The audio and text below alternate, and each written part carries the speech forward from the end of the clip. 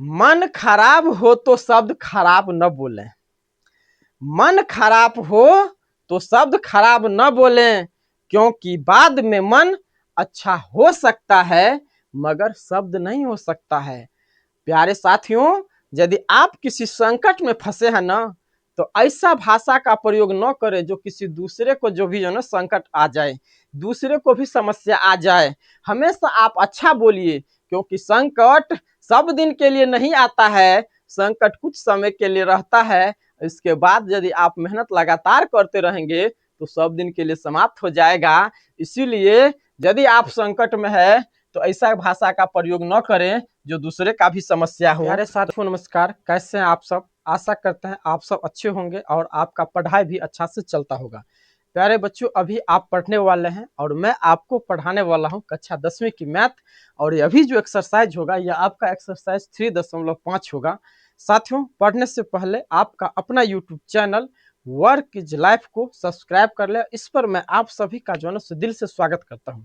तो साथियों चलिए प्रारंभ करते हैं। देखिए अभी जो है ना एक्सरसाइज ये प्रारंभ होगा आपका 3.5, यानी इसमें जो है ना कुछ क्वेश्चन हो गया था। कुछ क्वेश्चन यानी कि इसमें जो है ना टोटल 2 क्लास जो है ना हो गया है। तो यदि आप उस क्लास को नहीं किया है तो जा करके करिए, ये पार्ट 1 और पार्ट 2 हो गया है। तो चलिए अब प्रारंभ करते हैं अगला क्वेश्चन से। और अगला क्वेश्चन जो आपका होगा 4 नंबर से क्वेश्चन होगा। और देखिए 4 नंबर में जो है 4 क्वेश्चन दिया है। ये सारे क्वेश्चन जो है ना 5 नंबर में पूछने वाला क्वेश्चन। यदि ये क्वेश्चन एग्जाम में आता है, यानी ऐसा क्वेश्चन यदि एग्जाम में आता है तो ये क्वेश्चन 5 नंबर में आने वाला है। तो यदि आप इसको आसानी से समझ जाए तो समझिए 5 नंबर पक्की। और मैं आशा करता हूं कि आप सभी विद्यार्थी जो है ना इस क्वेश्चन को समझेंगे। तो चलिए प्रारंभ करते हैं। देखिए 4 नंबर क्वेश्चन में क्या दिया है बाबू रे। 4 नंबर क्वेश्चन में क्या कह रहा है? कह रहा है कि निम्न समस्याओं में रैखिक समीकरण के युग बनाइए और उनके हल यदि उनका अस्तित्व है तो किसी बीजगणितीय विधि से ज्ञात करिए।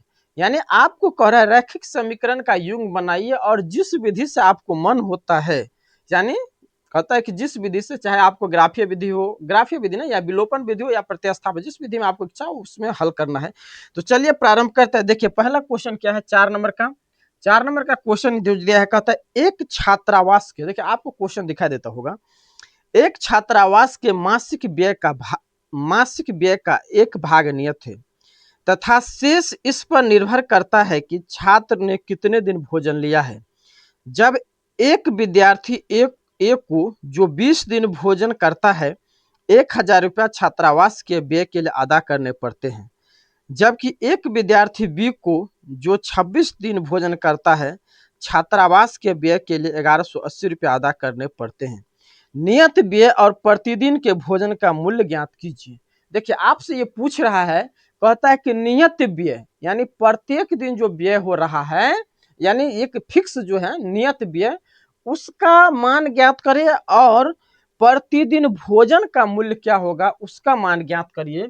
तो चलिए प्रारंभ करते हैं। यहाँ से बनाना, यहाँ पर लिख दीजिए, हल लिख दीजिए। और 2 चीज आपसे पूछ रहा है, नियत व्यय और प्रतिदिन भोजन का मूल्य क्या होगा। तो यहाँ पर लिखेंगे माना कि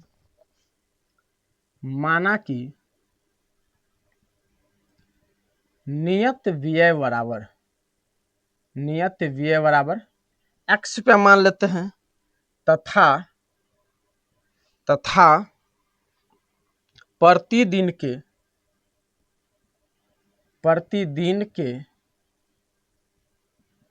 भोजन का मूल्य बराबर y रुपया। यानी नियत व्यय जो है सो x रुपया है तथा प्रतिदिन के भोजन का जो मूल्य होगा वह y रुपया हो जाएगा। अब देखिए अब क्या कह रहा है कि जब एक विद्यार्थी ए को जो 20 दिन का भोजन करता है तो 1000 रुपया छात्रावास के व्यय के लिए अदा करना पड़ता है। तो यहाँ से लिखेंगे प्रश्न से, यहाँ से आप प्रश्न से लिख दीजिए नियत व्यय तो x रहेगा प्लस 20 दिन का कह रहा है ना, तो 20 दिन का कह रहा है तो 20 को y से गुना न कर दीजिए। तो 20y बराबर कितना रुपया दे रहा है, ये 1000 रुपया दे रहा है बाबू रे। ये हो गया आपका समीकरण 1 हो गया, ये आपका जो है ना सो समीकरण 1 हो गया। अब आगे देखिए क्या कहता है कि 1000 रुपया छात्रावास के लिए अदा करने पड़ते हैं, जबकि एक विद्यार्थी बी को, अब यहाँ पे आप लिख सकते हैं, यहाँ पर लिख सकते हैं ए, यदि ये आप ए लिख दिए तो समझिए ये ए के लिए हो गया। अब अगला लिखेंगे, अब आगे चलेंगे पुनः प्रश्न से, अब पुनः प्रश्न से क्या कह रहा है, बी को जो 26 दिन भोजन करता है, छात्रावास के व्यय के लिए कितना 1180 रुपया अदा करना पड़ता है। तो इसमें भी नियत रहेगा ही, तो x प्लस 26 दिन का बात करता है, तो 26y बराबर में कितना हो जाएगा, 1180 हो जाएगा। ये आपका समीकरण 2 हो गया और ये बी के लिए हो गया। तो अब यही तो आपको सॉल्व करना है, यानी 2 गो समीकरण हो गया, ये दोनों समीकरण को अब सॉल्व न कर दीजिए, क्या दिक्कत है। तो लिखिए ना यहाँ पर समीकरण 1 और 2 से, समीकरण 1 और 2 से, समीकरण 1 और 2 से, समीकरण 1 आपका ये है x प्लस 20y बराबर 1000 और यहाँ पे दूसरा समीकरण है x प्लस 26y बराबर 1180। अब आप क्या करेंगे, अब आप इसे घटाएंगे, और जब घटाएंगे तो क्या होगा, तो सबका नीचे वाला का चिन्ह परिवर्तन हो जाएगा। यहाँ प्लस है तो माइनस कर न दीजिए, यहाँ माइनस कर दीजिए, यहाँ माइनस कर दीजिए। और जब आपने चिन्ह को परिवर्तन किया है तो यहाँ पर देखिए x से x खत्म हो जाएगा। अब क्या बचा यहाँ पर, बाबू रे इधर ऊपर में 20 है, नीचा में 26 है, तो अब 20 में से 26 तो घटेगा नहीं, घटेगा तो 26 में से न, तो यहाँ पे 26 में से 20 घटाइए तो कितना हो जाएगा 6y। इसके पीछे में देख लीजिए घटा का चिन्ह है, तो घटा बराबर 1000 ऊपर में है, नीचे में 1180, 1180 के पीछे घटा का है तो चिन्ह तो होगा घटा का ही, कितना हो जाएगा 180 हो जाएगा। ये माइनस से माइनस खत्म न कर दीजिए, तो 6y बराबर कितना हो गया 180 हो गया। तो y बराबर 180 बटा 6 काट दीजिए 30, तो y बराबर कितना हो गया 30 हो गया। समझ में आ रहा है, यदि समझ में आ रहा है तो आप कमेंट करिए कि हाँ सर समझ में आ रहा है। और यदि आपको अच्छा भी लग रहा है, यह क्लास अच्छा भी लग रहा है, तो हमारा जोश को बरकरार रखने के लिए आपको यदि इच्छा है तो एक बार शेयर भी कर दीजिए, लाइक भी कर दीजिए। तो यहाँ पर देखिए y का मान आ गया 30, तो जब y का मान आ गया है 30 तो यही y का मान आप समीकरण 1 में रखेंगे, तो लिखेंगे y का मान समीकरण 1 में रखने पर, समीकरण 1 में रखने पर, समीकरण 1 आपका ये है x प्लस 20y बराबर 1000, कितना है x प्लस 20y बराबर 1000 हो गया। और y का मान आपको कितना आया है बाबू रे, इधर देखिए y का मान आपको 30 आया है, तो यहाँ पर हो जाएगा x प्लस 20, और y के जगह कितना आप रखेंगे, y के जगह वही रखेंगे जो मान आया है, तो 30 आया है तो गुने 30 बराबर 1000, तो x प्लस 20 को आप 30 से गुना करोगे तो 600 बराबर 1000। अब x बराबर हो जाएगा 1000 उधर रहेगा और 600 जाएगा उधर, बराबर के उस साइड पक्षांतर करेंगे तो ई चला जाएगा माइनस में, तो x बराबर कितना हो गया 400 हो गया। और y का मान कितना आया था 30 आया था, यही आपको पूछ रहा है। यहाँ पर देखिए आपने क्या माना, नियत व्यय कितना माना है x माना है, तो यहाँ पर लिखेंगे नियत व्यय बराबर कितना हो रहा है, नियत व्यय बराबर आपको कितना हो रहा है x का मान 400, तो लिखेंगे 400 रुपया, कितना 400 रुपया। प्रतिदिन के भोजन का मूल्य बराबर, तो लिखेंगे प्रतिदिन भोजन का मूल्य बराबर कितना रुपया हो जाएगा बाबू रे, प्रतिदिन भोजन का मूल्य 30 रुपया। तो यही आपका प्यारा सा आंसर हो जाएगा। और यही आपसे पूछ भी रहा है, यही आपसे पूछ भी रहा है, ठीक है।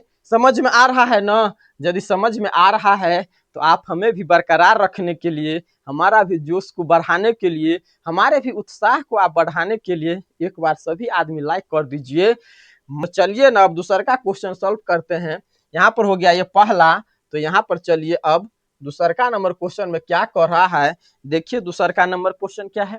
दूसरा का नंबर क्वेश्चन आपका दिया हुआ है एक भिन्न, देखिए सब यदि कोई भी क्वेश्चन आसान होगा तो इस क्वेश्चन से ज्यादा आसान कोई क्वेश्चन नहीं होता है। कहता एक भिन्न 1/3 हो जाती है जब उसके अंश से 1 घटाया जाता है, और वह 1/4 हो जाती है जब हर में 8 जोड़ दिया जाता है। तो पूछ रहा है वह भिन्न क्या होगा। तो चलिए ना सुनाते हैं इसको, यहाँ पर लिख देंगे दूसरा नंबर क्वेश्चन है, बहुत प्यारा क्वेश्चन है बाबू रे। तो यहाँ पर लिख देंगे हल। और सबसे पहले यदि भिन्न है तो भिन्न हमेशा अंश बट्टा हर में होता है, यानी x बट्टा y के रूप में होता है। तो यहाँ पर मान लेंगे माना कि अंश बराबर x तथा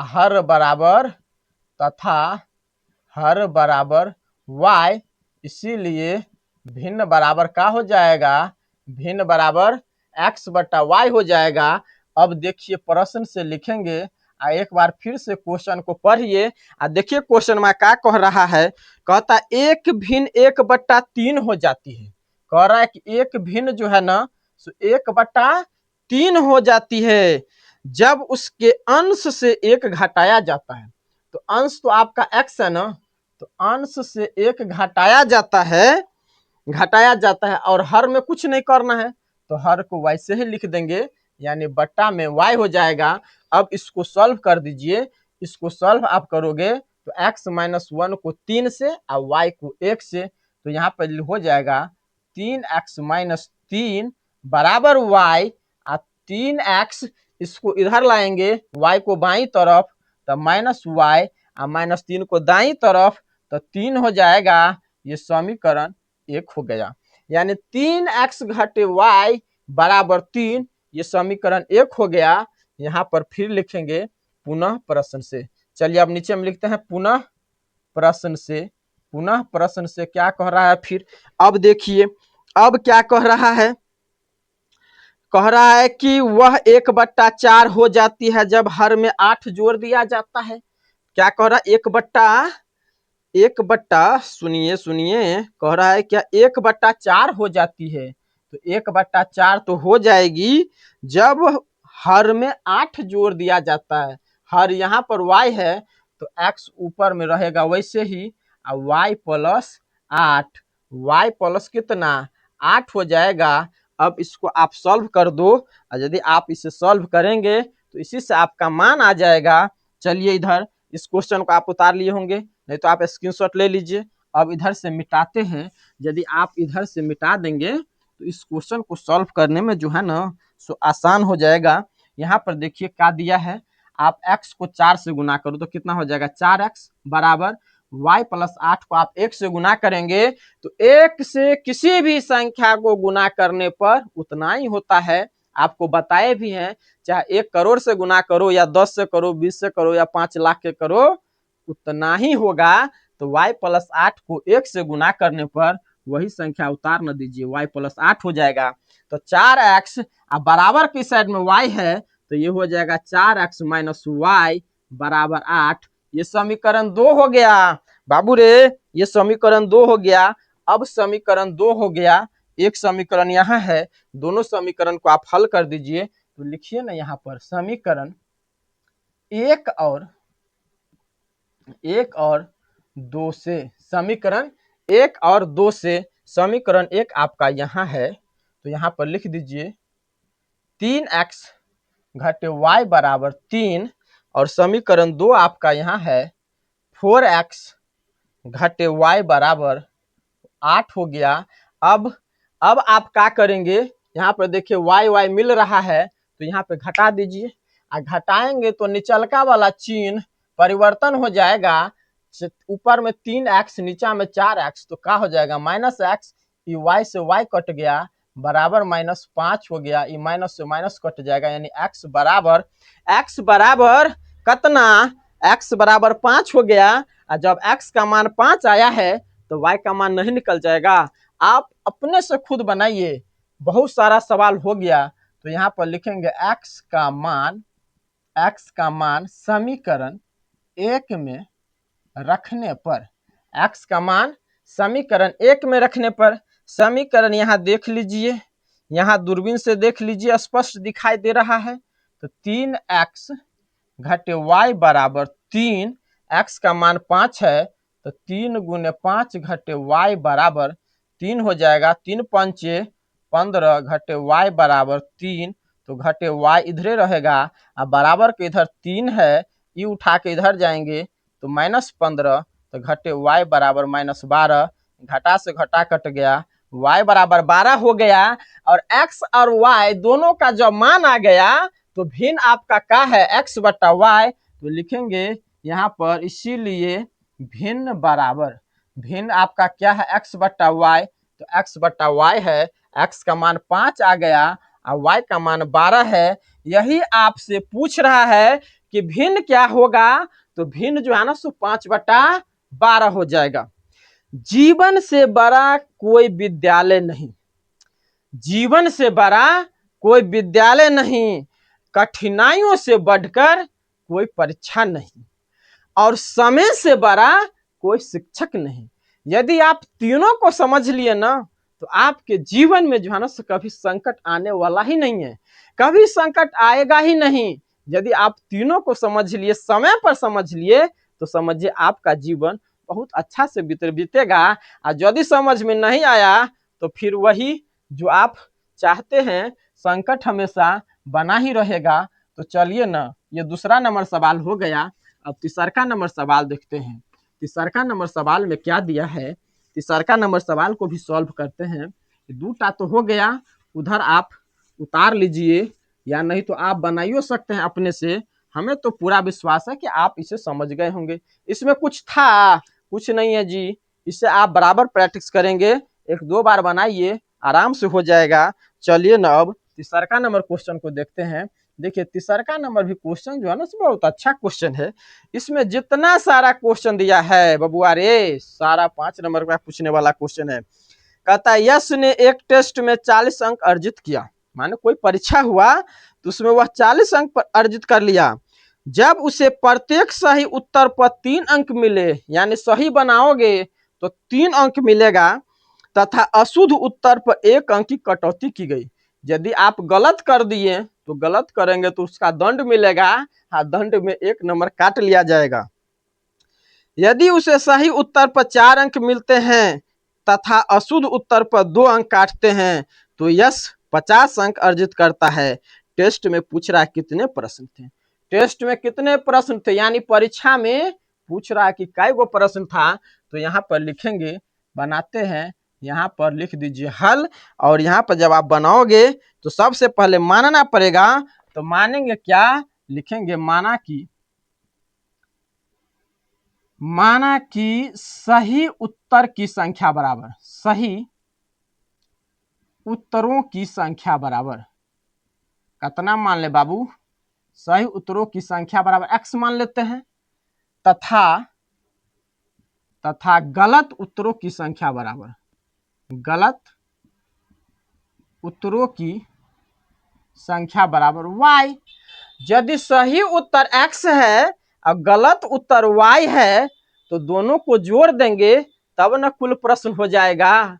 यानी आपने सही बनाया उसको जोड़ेंगे और गलत वाला को का छोड़ देंगे, नहीं, दोनों को जोड़ेंगे तब आपका टोटल प्रश्न हो जाएगा।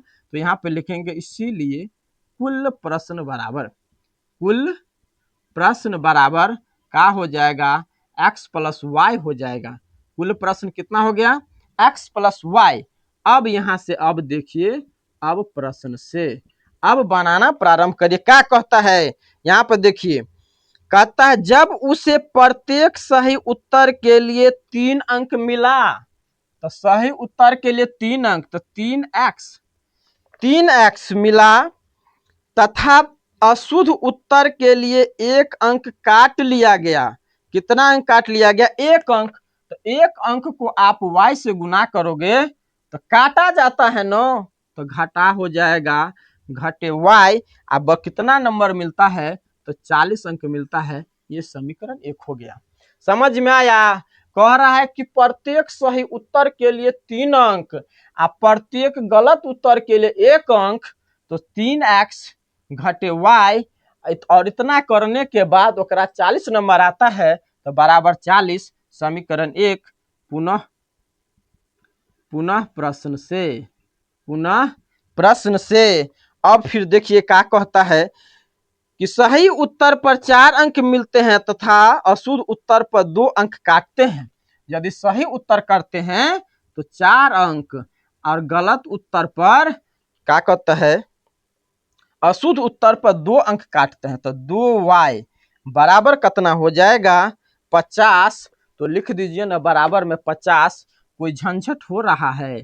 कोई झंझट नहीं है, कोई झंझट नहीं होगा। जब हम आपके साथ जुड़ गए हैं तो अब कोई समस्या नहीं होने वाला है। यहाँ पर देखिए, यहाँ पे कॉमन हो सकता है, कर लीजिए कॉमन।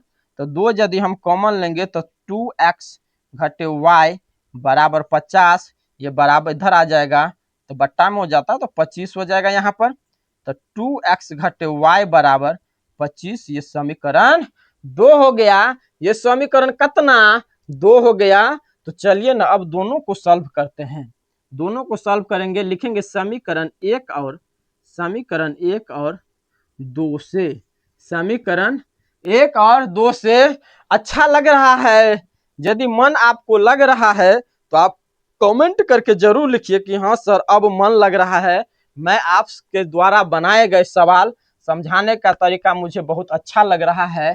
तो एक बार आप सब मिल करके जो है सो हमारा जोश को बरकरार रखने के लिए शेयर कर दीजिए, यदि आपको इच्छा हो रहा है तो। यहाँ पर समीकरण 1 और 2 से, समीकरण 1 यहाँ पर ये है, यहाँ पर 2 है, तो यहाँ पर क्या लिखेंगे, पहले एक वाला को लिख लेंगे, तो 3x घटे y बराबर 40, और दूसर का समीकरण है 2x घटे y बराबर 25। अब 25 है, यहाँ पर देखिए दोनों ऊपरों में y नीचों में y, तो अब क्या करेंगे, घटाएंगे। और जब घटाएंगे तो आप तो जानते ही है ना, नीचे वाले संख्या का चिन्ह परिवर्तन कर दिया जाता है। तो यहाँ माइनस, यहाँ प्लस, तो y से y कट गया, 3x 2x, तो सीधा x बराबर यहाँ कितना हो जाएगा, 40 में से 25 से घटाएंगे तो 15 हो जाएगा। यानी x बराबर कितना हो गया, x का मान 15 आ गया। अब यही मान आपको समीकरण 1 में रखना है। तो यहाँ पर लिखेंगे x का मान समीकरण 1 में रखने पर, समीकरण 1 में रखने पर बबुआ रे, समीकरण 1 आपका यहाँ पर है, तो 3x घटे y बराबर कितना, 40। तो x का मान कितना है, 15 है ना, तो 3 x के जगह पर आप 15 रखोगे, घटे y बराबर 40। 3 को आप 15 से गुना करेंगे तो कितना हो जाएगा, 45 ना, तो 45 घटे y बराबर 40। इसको आप माइनस y, 40 इधर है ये है तो रहने देंगे, आप 45 को उठा के इधर लाएंगे तो माइनस 45, तो माइनस y बराबर -5 हो गया। माइनस से माइनस कट गया, y बराबर 5 हो गया। तो अब यहाँ पर देखिए पूछ रहा है कुल प्रश्नों की संख्या, तो लिखेंगे कुल प्रश्नों की संख्या बराबर, इसीलिए कुल प्रश्नों की संख्या बराबर x प्लस y है ना। तो x का मान कितना है, x का मान आपको आया है 15 और y का मान 5 है, तो हो जाएगा 15 प्लस 5 बराबर 20 हो जाएगा आंसर। यानी टोटल जो क्वेश्चनों की संख्या था वह कितना था, 20 था। तो यही आपका आंसर हो जाएगा। समझ में आया? यदि समझ में आया है तो एक बार अपनी इच्छा से सभी लोग क्या करेंगे, शेयर जरूर कर देंगे, अपने व्हाट्सएप के स्टेटस में जरूर लगा लेंगे। तो चलिए ये तीसरा हो गया। अब मैं आपको चौथा नंबर को बता रहा हूँ। देखिए चौथा नंबर क्वेश्चन में क्या कह रहा है। चौथा भी नंबर क्वेश्चन जो है ना एकदम बहुत अच्छा प्यारा क्वेश्चन है। तो चलिए यहाँ पर देखते हैं चौथा नंबर क्वेश्चन। अब आप अपनों से बना सकते हैं, ऐसा नहीं है कि आप नहीं सॉल्व करते हैं, तो अपने से भी आप सॉल्व कर सकते हो। तो चौथा नंबर क्वेश्चन चलिए दिखाते हैं। अब यहाँ पर देखिए, कहता एक राजमार्ग पर, यानी कोई एक सड़क है, कहता है कि एक राजमार्ग पर दो स्थान ए और बी 100 किलोमीटर की दूरी पर है। एक कार ए से तथा दूसरी कार बी से एक ही समय चलना प्रारंभ करती है। यदि ये कारें भिन्न भिन्न चालों से एक ही दिशा में चलती है तो वे 5 घंटे पश्चात मिलती है। दोनों कारों की चाल ज्ञात करें। पूछ रहा है कि दोनों कार की चाल ज्ञात करें। चलिए हम इसको अभी हटाइए देते हैं। चलिए आप भी सरकार महोदय हट जाइए हम, क्योंकि अब कैमा नंबर क्वेश्चन आ रहा है। अब शायद लग रहा है ये चौथा नंबर क्वेश्चन है। हाँ, ये चौथा नंबर क्वेश्चन है। और चौथा नंबर क्वेश्चन में हम एक कार है, बी कार है, अब कार को चलाना सिखाएंगे। तो चलिए देखिए क्या कहता है। कौन कार का स्पीड ज्यादा है, कौन कार का स्पीड कम है, ये होगा नहीं, ये होना पड़ेगा।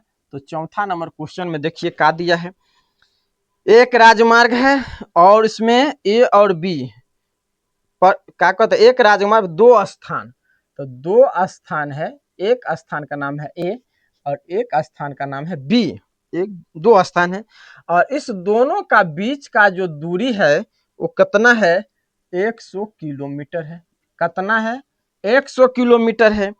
अब कहता एक कार जो है ए से तथा दूसरी कार बी से एक ही समय चलना प्रारंभ करती है। यदि ये कारें भिन्न भिन्न चालों से, भिन्न भिन्न चाल का मतलब कि अलग अलग चालों से एक ही दिशा में चलती है तो 5 घंटा पश्चात दोनों कार की चाल ज्ञात करें। देखो ये यहां से यहां तक का दूरी 100 किलोमीटर है और 5 घंटा के बाद दोनों कार जो है ना सो मिलता है। या एक कार इधर चला और बी कार भी इधरे चलता है। तो बताइए, आप देख करके कह सकते हैं कि कौन कार का चाल ज्यादा होगा, ए का ज्यादा होगा कि बी का होगा। तो स्पष्ट दिखाई दे रहा है कि 5 घंटा बाद दोनों कहीं ना कहीं जाके मिल जाता है। तो ये ज्यादा स्पीड से चलेगा तब ना इसको बराबरी करेगा। यानी यहां से यहां ये बी जो है सो ए से 100 किलोमीटर तो आगे ही है, पहले आगे है। अब यहां से ये चलना प्रारंभ किया, ये यहां से चलना प्रारंभ किया, तो ये 1 किलोमीटर चलेगा तो इसको तो 101 हो जाएगा।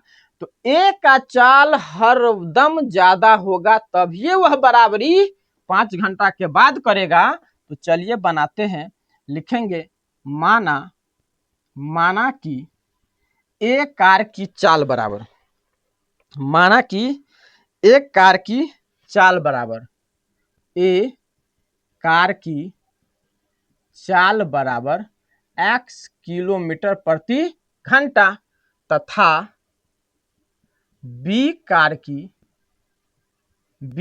की चाल बराबर y किलोमीटर प्रति घंटा, यानी x y के किलोमीटर प्रति घंटा की चाल से चल रहा है। यहां से यहां का दूरी कितना है, 100 किलोमीटर। तो यहां पर लिखेंगे प्रश्न से x प्लस y बराबर 100 x प्लस y बराबर कितना, 100। अब फिर देखिए क्या कह रहा है कि यदि ये कारें भिन्न भिन्न चालों से एक ही दिशा में चलती है तथा 5 घंटा बाद मिलती है तो दोनों कार की चाल क्या होगा। तो यहां पर लिखेंगे पुनः प्रश्न से 5 घंटा बाद मिलती है तो 5x घटे 5y बराबर 5y बराबर कितना हो जाएगा, 100 हो जाएगा। 100 हो गया ना, हाँ 5x घटे 5y बराबर 100। तो यहाँ पर आप 5 कॉमन ले लेंगे तो x घटे y बराबर 100, 5 से कट जाएगा तो 5 बिसहिया 100, तो x घटे y बराबर 20। ये आपका समीकरण 2 हो गया। ये आपका जो है ना सो समीकरण कितना हो गया, 2 हो गया। अब दोनों समीकरण को आप सॉल्व कर दीजिए। लिखिए समीकरण एक और दो से, समीकरण एक और दो से, समीकरण एक आपका ये है x प्लस वाई बराबर 100 और दूसर का x घटे y बराबर 20 है। 20 है ना जी, हाँ 20 है। तो अब इसको आप क्या करेंगे, घटा दीजिए, y से y कट गया, सॉरी घटाएंगे ना, इसको जोड़ेंगे। यदि घटा होता है तो चिन्ह परिवर्तन हो जाता है, लेकिन यहाँ पे चिन्ह परिवर्तन नहीं हुआ है तो जुटेगा। तो 2x बराबर 120 हो गया, तो x बराबर 60 हो गया। अब इसी x के मान से आपको y का भी मान निकल जाएगा। तो यहाँ पे लिखिए x का मान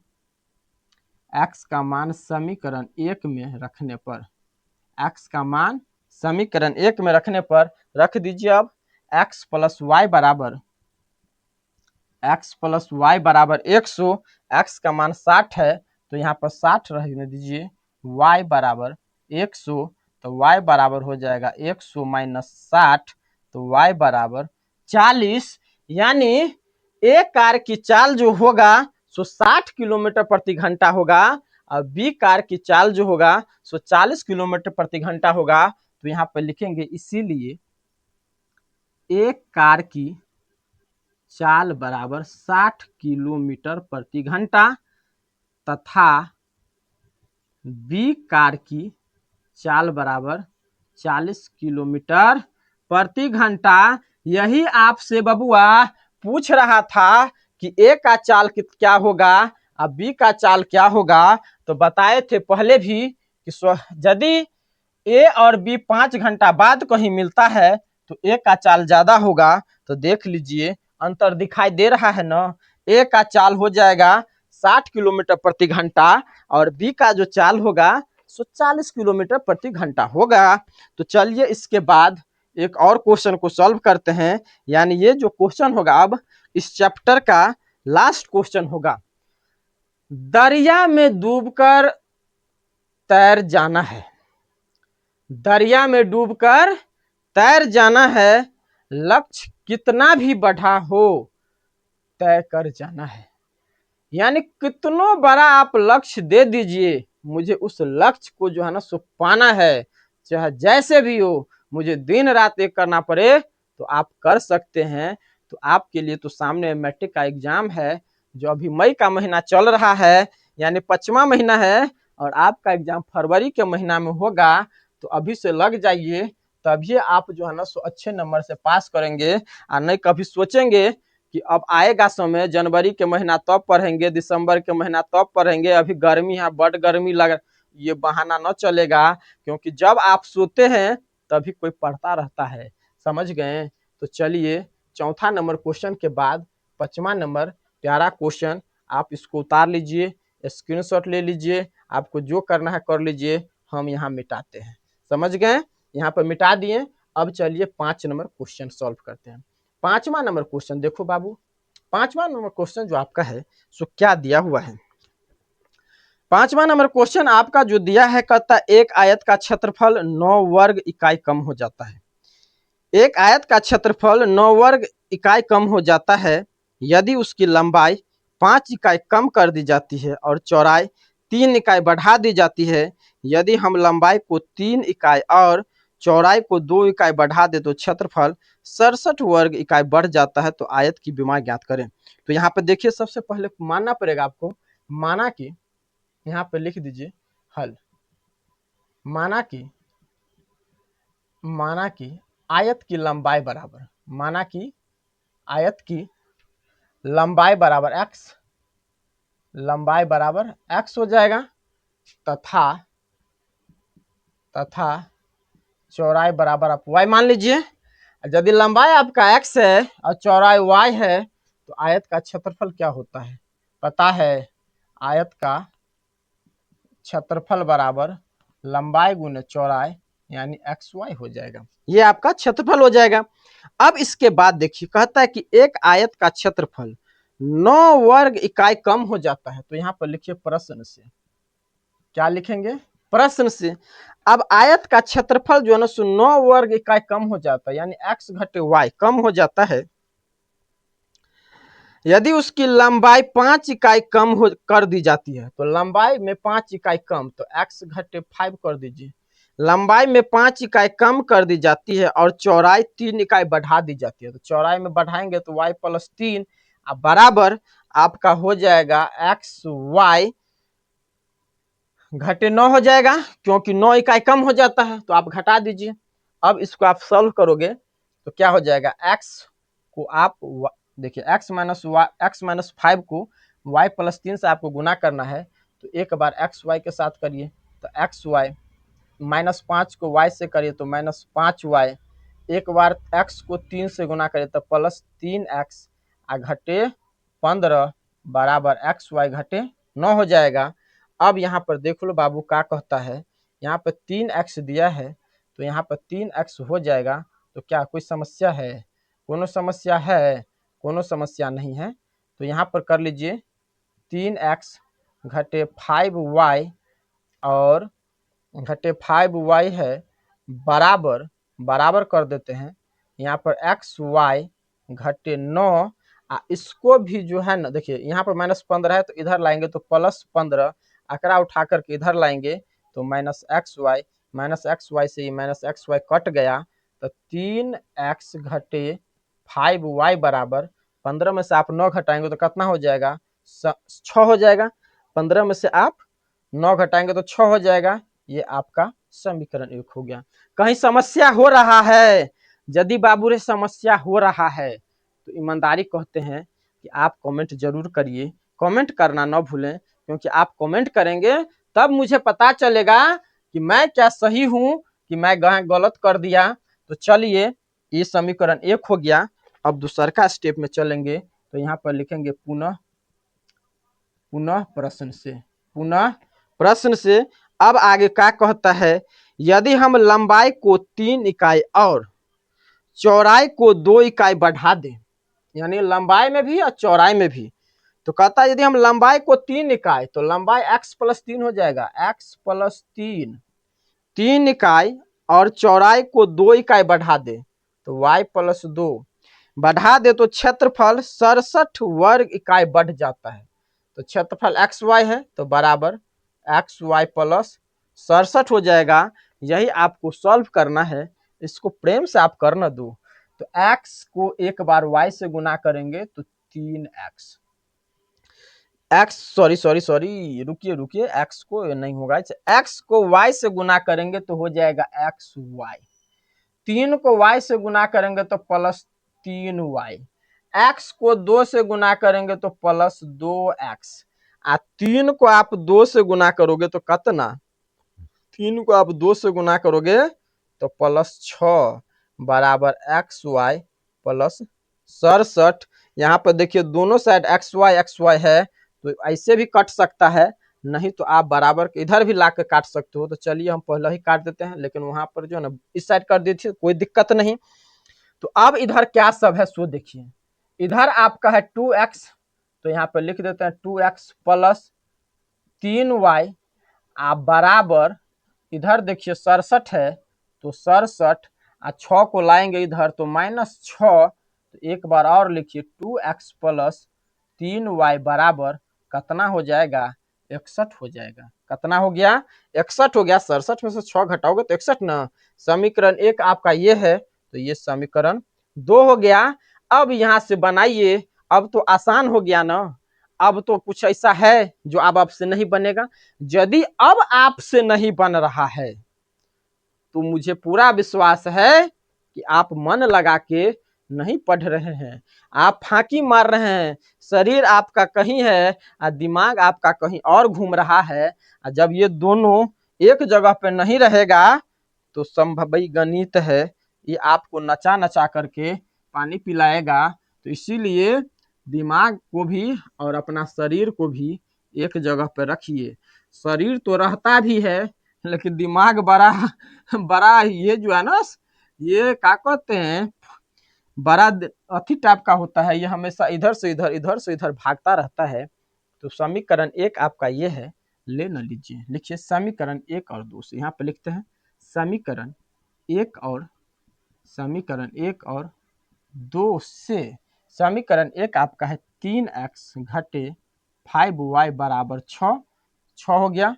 यहाँ पे ये देने की आवश्यकता नहीं है। दूसरा का है 2x प्लस 3y बराबर 61। अब यहाँ पर देखिए, अब यहाँ पर अब आपको याद आता होगा, यहाँ पर देखिए न, इसमें कोई ऐसा संख्या है 3x घटे 5y बराबर 6, 2x प्लस 3y बराबर 61, ऊपर नीचा कोनो नहीं मिल रहा है, न x का मान मिल रहा है न y वाला मिल रहा है। तो आप क्या करेंगे, ये समीकरण 1 है, ये समीकरण 2 है, इसको आप यहाँ पे संकेत कर दीजिए कि हम समीकरण 1 को 2 से गुना कर रहे हैं और समीकरण 2 को हम 3 से गुना कर रहे हैं। यदि यहाँ पे आप लिखेंगे समीकरण 1 को 2 से गुना करेंगे और समीकरण 2 को 3 से गुना करने पर लिख भी सकते हैं, और नहीं लिखेंगे तो कोई दिक्कत नहीं, क्योंकि आप यहाँ पे संकेत कर दिए हैं। तो चलिए, जब मैं कर दिया हूं तो 3 को 2 से गुना करते हैं तो कितना हो जाएगा 6x, 5 को 2 से गुना करेंगे तो कितना 10y, और 6 को 2 से गुना करेंगे तो कितना 12, फिर 2 को 3 से तो 6x, प्लस 3 को 3 से तो 9y, बराबर 61 को 3 से गुना करेंगे तो कितना हो जाएगा 183 हो जाएगा ना। अब क्या करेंगे, अब जो है ना सो घटा कर दीजिए, तो चिन्ह बदलिए। जब भी आप घटा करेंगे तो चिन्ह बदलाएगा, तो 6x से 6x कट गया, यहाँ पर हो जाएगा -19y बराबर 183 में से आप 12 घटाओगे तो कितना हो जाएगा 9 हो जाएगा। 9 हो जाएगा ना भाई, इधर लो, आसानी से कर लो, झंझट नहीं लेना है। नहीं 9, देखो हमसे भी गलती हो रहा था। यहाँ पे 1 होगा, यहाँ पे 7 होगा, यहाँ पे 1 होगा, चिन्ह होगा माइनस का, तो माइनस से माइनस कट गया तो y बराबर 171/19 हो जाएगा। तो 19 से भाग देंगे तो कई नमा 171 होगा, यानी 19 कान को कै बार आप पढ़ेंगे तो 171 होगा। तो 19 कान को आप 9 बार पढ़ोगे तो 171 हो जाएगा। तो y का मान आपका 9 आया। तो अब यहाँ पर लिखिए y का मान समीकरण 1 में रखने पर, y का मान समीकरण 1 में रखने पर, समीकरण 1 आपका 3x घटे 5y बराबर 6 है। तो 3x घटे 5y बराबर 6, तो 3x घटे 5y है ना, यहाँ पे 5y है ना, और y का मान आपको 9 आया है, तब 5 गुने 9 9 बराबर 6। तो 3x घटे 5 नमा कितना 45 बराबर 6, तो 3x बराबर 6, 45 उधर जाएगा तो प्लस में हो जाएगा, तो 3x बराबर 51, तो हो जाएगा 51/3, काट दीजिए तो x बराबर 17। अब आप क्या माने हैं, आयत की लंबाई और चौड़ाई, तो हो जाएगा, इसीलिए लंबाई बराबर x न माने हैं तो लंबाई हो जाएगा 17 और चौड़ाई आपका क्या हो जाएगा, चौड़ाई आपने y माना तो ये हो जाएगा आपका 9। यही आपसे पूछ रहा था। तो देखें कहीं समस्या है, कहीं समस्या है तो आप कमेंट जरूर करिए, और मुझे तो पूरा विश्वास है कि आपको कहीं समस्या हम होने नहीं देंगे। तो साथियों, इस क्लास में इतना ही, इतना सारा सवाल था, यानी जितना सारा सवाल था इस चैप्टर में सारा चैप्टर हो गया। यानी इस क्लास को खत्म करने में, इस चैप्टर को खत्म करने में 3 क्लास लेना पड़ा, और ये 3 क्लास बहुत मजेदार क्लास था। आप कमेंट करके जरूर बताइए कि आपको यह क्लास कैसा लगा, और यदि लगा है तो आप जो है ना सो चैनल को सब्सक्राइब कर लीजिएगा, बेल आइकन दबा लीजिएगा, और चैनल और वीडियो को, क्लास को शेयर कर भी दीजिएगा। अब हम अगला क्लास में आपसे मिलेंगे, और अगला क्लास में आपसे मिलेंगे तो वह होगा आपका एक्सरसाइज 3.6। तो उसमें नया क्वेश्चन है, नए पैटर्न से हैं, फिर वहां पे आपसे मिलेंगे। तब तक के लिए बाय बाय।